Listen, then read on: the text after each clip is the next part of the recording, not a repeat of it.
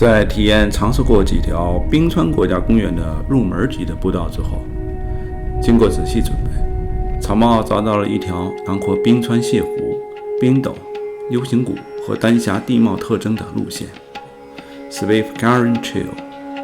今天再次整装出发，徒步深入，去探索这条冰川国家公园里具有沉积岩和冰川遗迹特征的步道。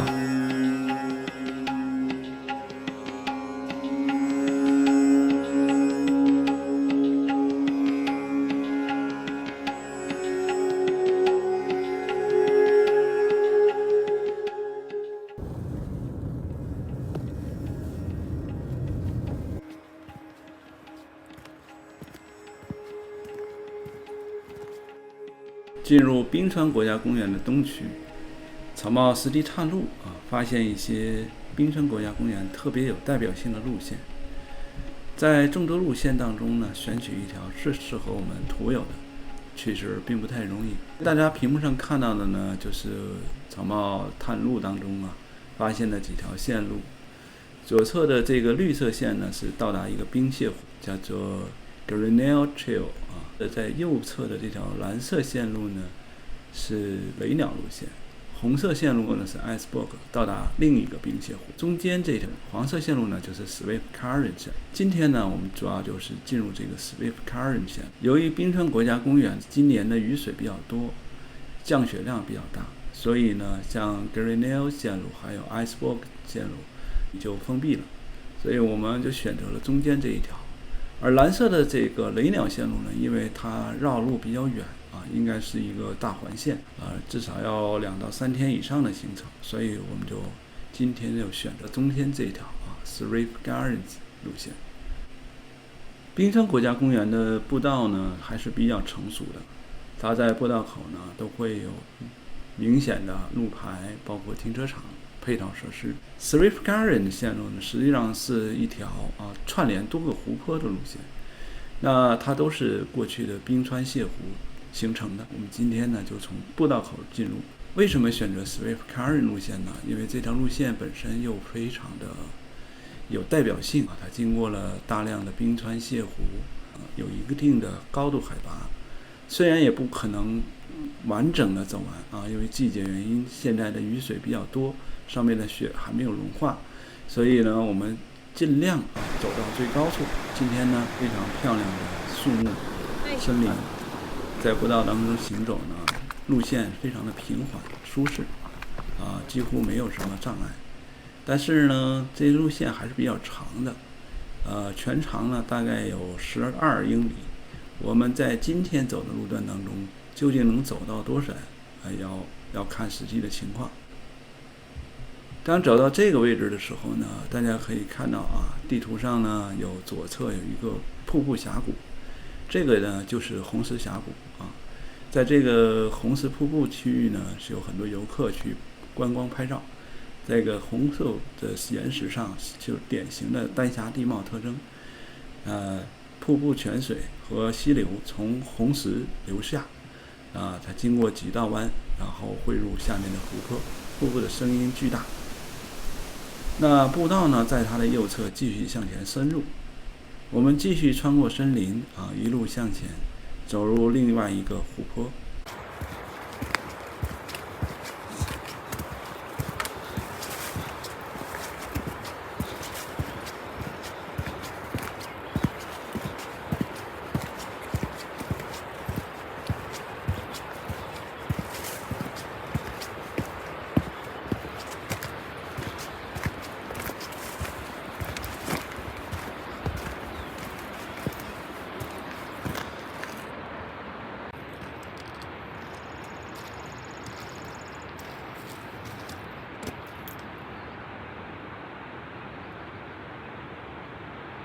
站在这里可以欣赏美丽的湖水和雪山的倒影，前面的雪山、冰川还有岩石瀑布，这些山峰倒映在湖泊中美轮美奂。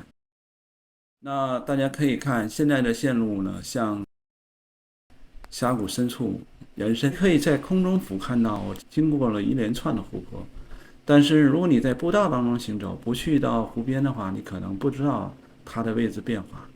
所以徒步的过程是需要走到最高处才能看到这些湖泊的面貌。我们继续深入，这一路呢都是非常的平坦，特别适合初级徒步爱好者，他可能没有太多的体能，至少也可以走到这个峡谷深处的隘口这里。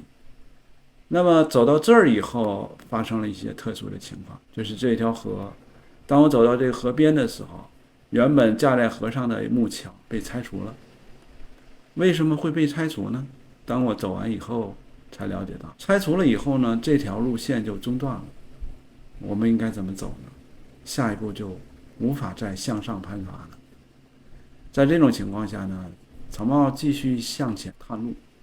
因为呢，在步道上经常会遇到这种临时维修啊、维护啊，或者是一些变化，所以呢，我必须有足够的思想准备。当做这个路线规划的时候，就考虑到，要么是通过这个河穿越过去，要么就是继续向前迂回。于是我就向这峡谷深处沿着河的左岸向前走，绕过了一个河湾，发现这个地貌逐渐抬升，在这个位置已经可以看到所有山峰和峡谷瀑布，周边的山峰瀑布就围绕着我们山。那么再往前走也没有路，如果继续向上攀爬就十分危险。然后呢，左右都有河流，在这个情况下，我们选择穿越河谷。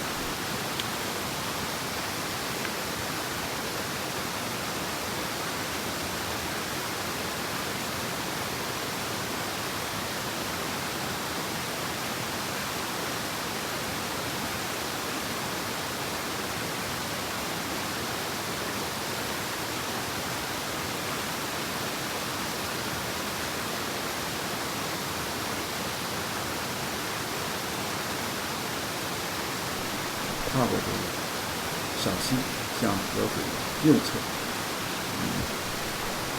到达这里以后呢，我可以看到的是上面有非常清晰的路线，但是我们没有办法走上去。如果只停留在这儿呢，那很多美景是看不到的。所以在这个情况下，我就继续向前挑战。在地图上可以清晰的看到这样的河流、峡谷、瀑布，很多条溪瀑。这些溪瀑呢都没有名字，不过呢它们水量巨大，瀑布高度也足够高。如果是在洛杉矶或者在其他地区，它一定会被游客趋之若鹜，但在这里却名不见经传的从山上流下。大致数了一下，大致有10条瀑布进入到这个河谷。整个这个冰川 U 型谷呢扇形，那么周边呢全部是高山。我处在所有瀑布水流集中汇合的地方，这里的水声非常大。于是我跳石过入河谷以后，继续向右横切。那这个横切过去也不简单，因为到处是荆棘，如果没有经验的话，可能很容易就迷路，走入这些灌木丛，可能会耗费很多时间和体能。于是我沿着这个灌木丛的边缘向前移动，最后走入了河谷的右侧，穿过2条小溪以后，到达河谷右侧。山谷右侧呢是一大片低矮植被的高山植物。那经过这些树木，绕过这些灌木，继续向右横切，不断的攀升。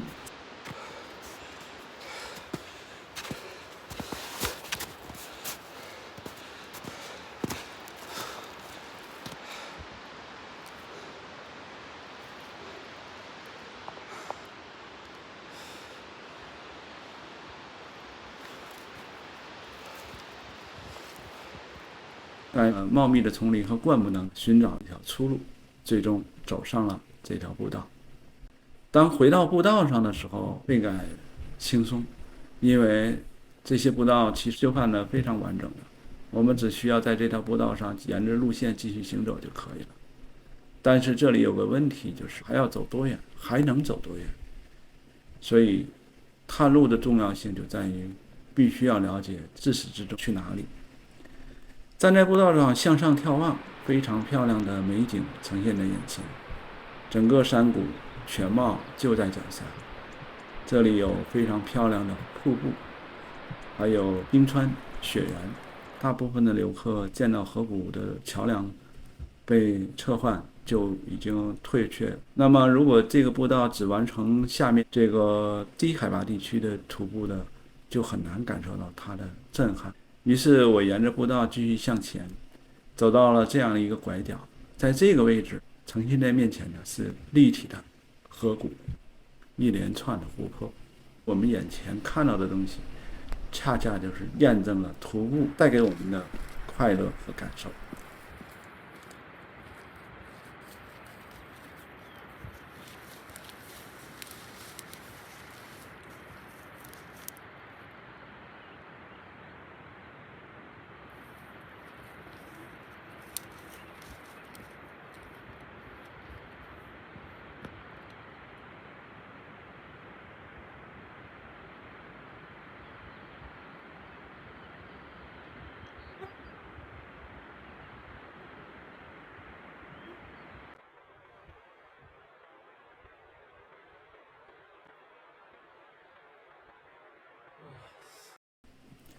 地势逐渐在抬升，徒步的路线陡峭向上，于是从这里继续向前。地貌的特征变化来看，到处都是岩屑碎石。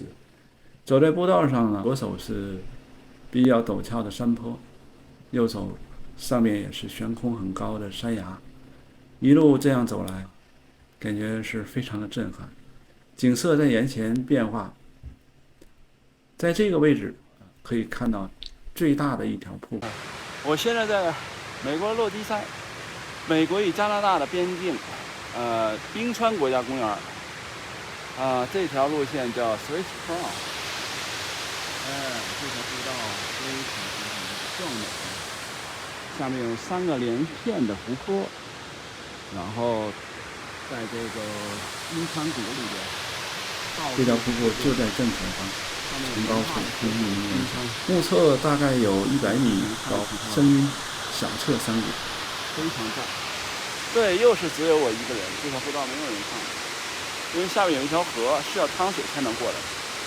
对，有难度的地方，其实也不是难度，就是你有没有勇气。对，所以我去做了，因为这条瀑布只有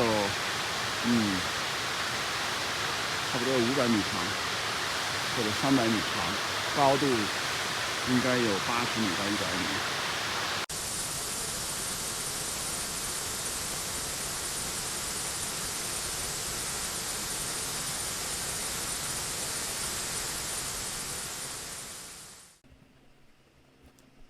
现在这条步道已经变成了非常惊险的一段路程。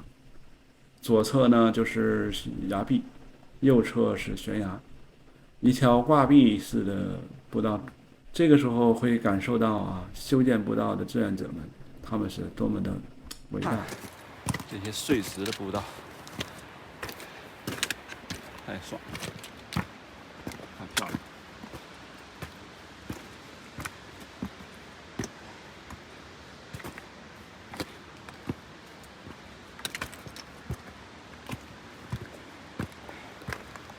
OK， 这条路线不错也是我走过的美景当中属于上流的，很不错。应该说跟前面走过的百内国家公园或者是挪威的贝斯山脊有的一拼我觉得这儿比勃朗峰好看多了。挺漂亮的，很丰富瀑布、冰川、湖泊。主要它这个地貌呢，属于这个沉积岩落基山脉，非常壮观，还有点像冰岛。总之，这里还是挺综合的。给我的感觉就是干净非常的干净，纯净，没有任何杂物。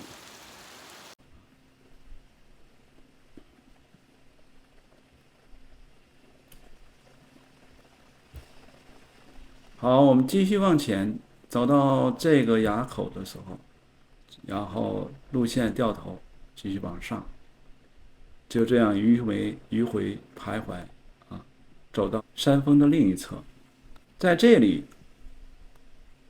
景象出乎意料的有所变化。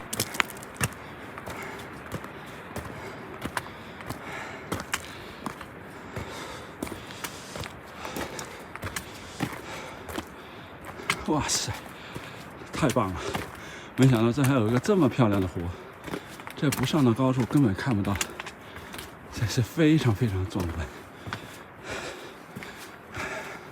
这个真的是意外啊！意外收获。展现在我面前的啊，是另一个漂亮的湖泊啊，从这里可以望下去，又多出一个湖泊，而且从这个高度可以数上至少有8个湖泊展现在面前，景色是超级震撼的。于是呢，在此感受了一下啊，就是在很多我探路的步道当中呢，那条线啊，湖泊众多的一条线路还是非常少有的。和咱们在挪威啊或者在冰岛啊看到的景色呢，各有千秋，所以这里是非常有代表性的。因为很多的冰川呢都是在海拔4000米以上，或者是很难到达的地方，而冰川国家公园的冰川呢恰好低海拔地区啊，最高也就3500米左右，不到13000英尺。那么在这里可以感受到漂亮的冰川、泻湖，还有奇峰、雪原这些美景啊，是难能可贵的。所以我还是比较推荐这个非常有代表性的冰川国家公园。如果不登到这个高度，是很难能体会到冰川国家公园的真实的面貌的。尽管你可以看到很多其他人拍摄过的图片、视频，但是走在路线上那种从脚底传来的感受，目光所及的视野，悠悠的花香，还有清澈的空气，响彻山谷的瀑布，还有走在路上松软的草坪，以及这些岩石屑沙沙的作响，这些周身的感受只有徒步到现场才可以体验。无论拍摄什么样的视频和图片，都难以代表你当时的感受。所以如果你发现了隐藏在深谷里边的湖泊，那种独享的感受是无与伦比的。我继续从这里呢向岩壁上方攀去。杰作！我去 ！My God！ 哎，太棒了！这有一条小步道啊，到这个湖的吗？太漂亮了！不好起雾了，我已经站在雾中了。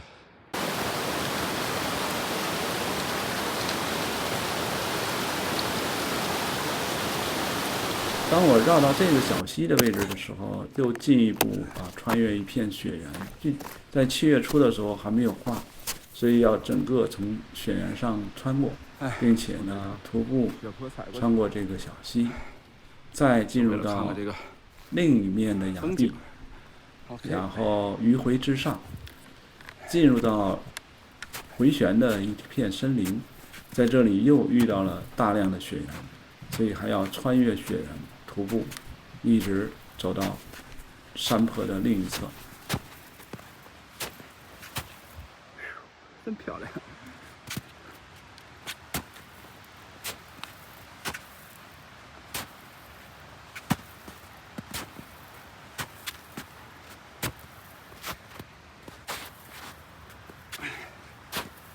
棒！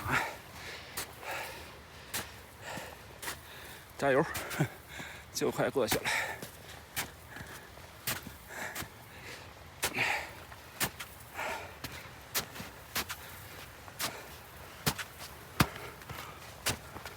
这个技巧就是后脚跟倒地，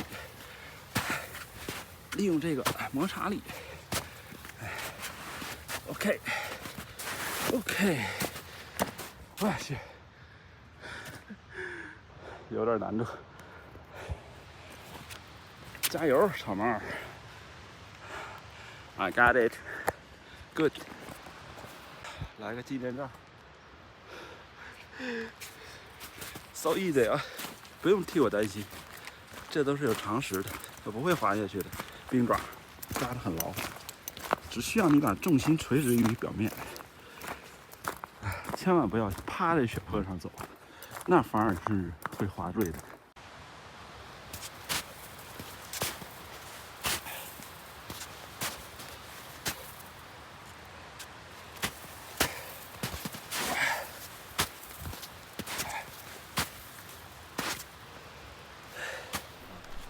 这条路线已经非常陡峭了，很难说。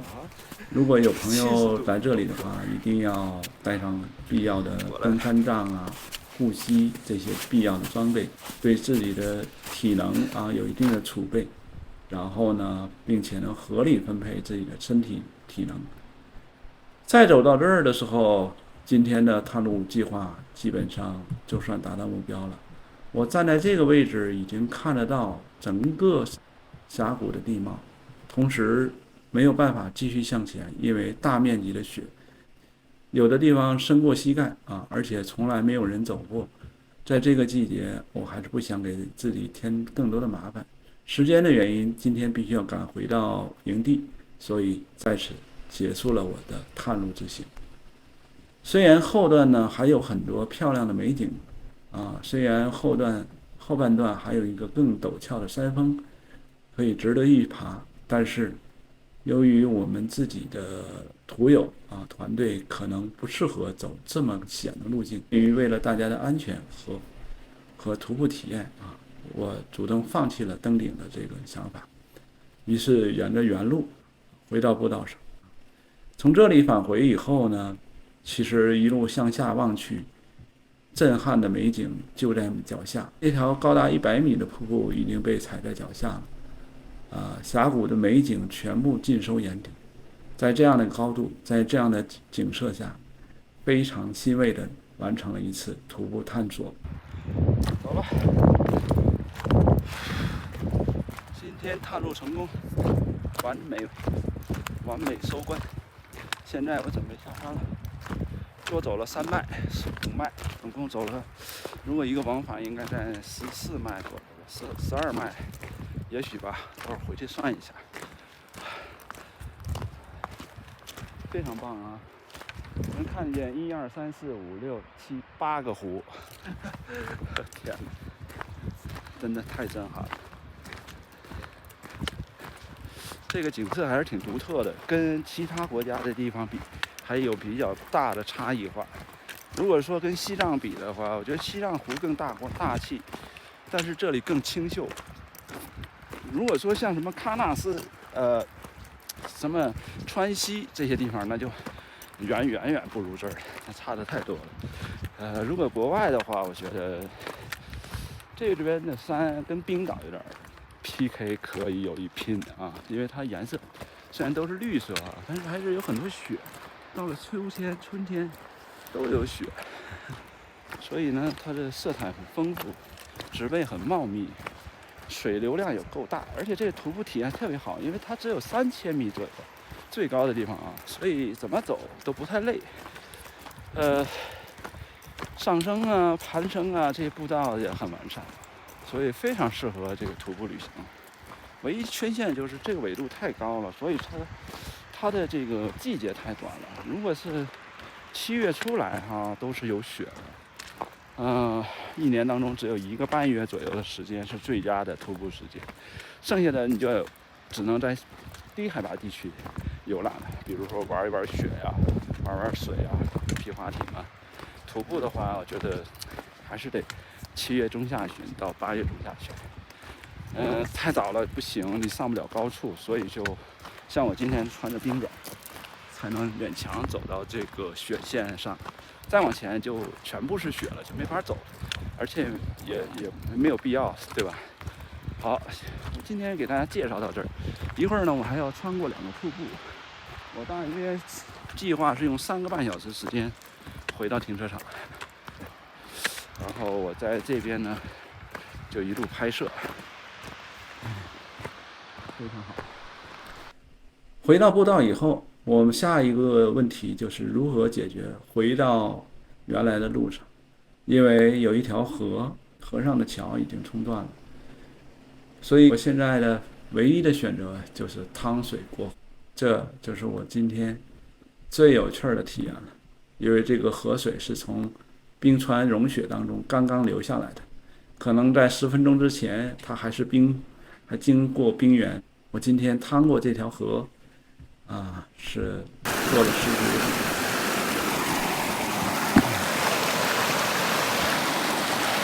对呀，只能趟过去了。哎呀，我再想想从哪儿过。就这儿过。嗖，太凉了！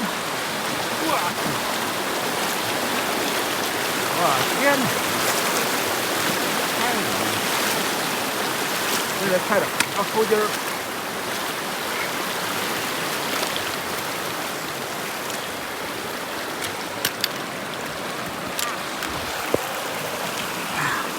太凉了，哎呀，受不了了，我去！冰川融雪的雪水啊！